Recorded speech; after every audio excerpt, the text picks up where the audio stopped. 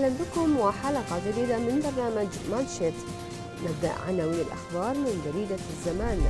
تمديد مهمة سونامي عاما واحدا وباريس تدين تفجيرات بغداد، 180 ألف شهيدا منذ 2003 وخسائر ما بعد سقوط الموصل 23 مليار دولار. والصدر يعلن مرحلة أولى من الإصلاح الداخلي، إخلاء المكاتب وتسليمها لمن يستحق السكن. الخارجية تعلن افتتاح خط بغداد تونس قريبا. والبرزاني يقول الجعفري منع وفد كردستان من المشاركة في مؤتمر واشنطن. كذلك نطالع مانشيت وعناوين من جريدة الرياض ونقرأ لكم منها: رسميا هيلاري كلينتون مرشحة الحزب الديمقراطي للانتخابات الرئاسية، وأنصار ساندرز يحتجون على ترشيح هيلاري كلينتون لانتخابات الرئاسة. والشرطة الفرنسية تعلن التعرف على هوية أحد منفذي الاعتداء على الكنيسة.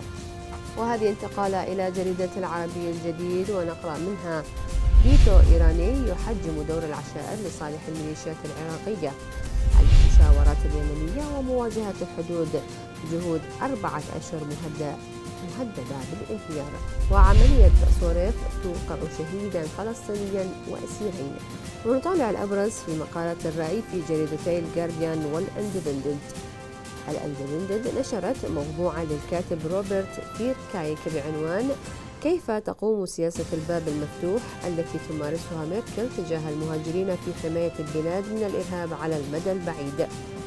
في البداية يؤكد فيركايك أن طالبي اللجوء الثلاث الذين قاموا بالهجمات الأخيرة في ألمانيا خلال الأسبوع الماضي كانوا قد دخلوا البلاد بالفعل قبل فترة طويلة من إعلان ميركل سياستها الجديدة بخصوص المهاجرين، وهو الأمر الذي تم في العام الماضي.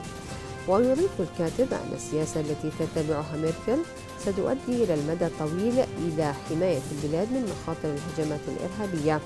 ويوضح أن إظهار التعاطف الألماني مع المهاجرين الفارين من مناطق الصراع في الشرق الأوسط وجهت ميركل رسالة واضحة مفادها أن ألمانيا لا تخوض حربا ضد الإسلام كديانة. ويخلص فيركايك إلى أن هذا سيؤدي بالمقيمين المسلمين في ألمانيا إلى التعاون الوثيق مع السلطات والعناصر الأمنية في مواجهة أي مخططات للمتطرفين. ويعتبر أيضا أن الموقف الألماني يبعد كل البعد عن الموقف الذي اتخذته الحكومتان الفرنسية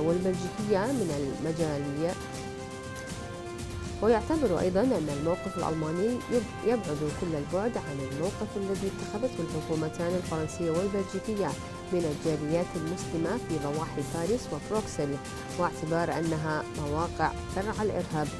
ويقول الكاتب أن النقطة الأساسية التي تشكل حجر الزاوية في نجاح أي جهود بمواجهة الإرهاب هي الفوز بقلوب وعقول المسلمين في المجتمعات التي تتعرض لهذا النوع من الهجمات. أما الجارديان فقد نشرت موضوعا للويز كيتيل بعنوان: 5 أشياء ربما لا تعرفها عن تقرير شيلكوت. تقول كيتيل إنه بمجرد صدور تقرير للجنة شيلكوت الذي طال انتظاره سنوات عدة، ركزت الصحف ووسائل الإعلام على الانتقادات التي طالت رئيس الوزراء الأسبق توني بلير وحكومته وما ارتكبوه من تقصير ومخالفات وأخطاء. وتوضح كيتيل أن التقرير الذي ضم أكثر من 2.16 مليون كلمة أبرز عدة أمور أخرى، منها 5 تفصيلات ضخمة. النقطة الأولى هي أن العراق لم تكن أكثر الدول إثارة للقلق بخصوص امتلاكها لأسلحة دمار شاملة. وتؤكد كيتيل أن ويليام إيهرمان مدير التعاون الدولي في الخارجية البريطانية قال للجنة تشيلكوت أنه بين عامي 2000 و2002 كان البرنامج النووي لكل من ليبيا وإيران وكوريا الشمالية يشكل خطرا أكبر على العالم ومصالح بريطانيا، وذلك بمراحل أكثر من خطر العراق. أما النقطة الثانية التي تشير إليها كيتيل هي أن بريطانيا كانت ستذهب إلى الحرب في العراق بغض النظر عن الخسائر، حيث أوضح التقرير أن أول تقدير لتكاليف الحرب على بريطانيا انتهى قبل شهر واحد من المشاركة الفعلية في العمليات العسكرية. وأكد كذلك أن رئيس الوزراء آنذاك توني بلير وجميع المسؤولين في حكومته لم يهتموا بتلقي هذه التقديرات، والتي كلفت البلاد 9 مليارات و240 مليون جنيه استرليني. أما النقطة الثالثة أن رقم القتلى والمصابين من المدنيين لم يتم تسجيله، حيث رغب بلير في تقليص عدد الضحايا المعلن قدر الإمكان لاكتساب التعاطف الشعبي مع الحرب، ولذلك لم تبذل الحكومة البريطانية أي مجهود لتسجيل أعداد الضحايا من المدنيين العراقيين.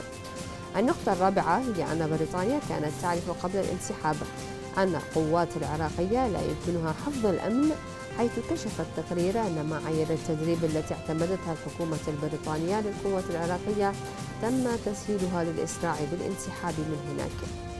أما في النقطة الخامسة والأخيرة التي تبرزها كيتيل، هي أن مناقشة نتائج التقرير أمر هام ومطلوب، حيث استغرق إنجازه أكثر من 7 سنوات، وتكلف أكثر من 10 ملايين جنيه استرليني، واختص بأحد أهم الأحداث في التاريخ البريطاني المعاصر. لذلك تطالب بمناقشة النتائج واستخلاص العبر منه في مجلس العموم. وهذه انتقالة إلى أهم رسوم الكاريكاتير في الصحف العراقية والعربية، ومنها الصباح الجديد والرياض والعربي الجديد.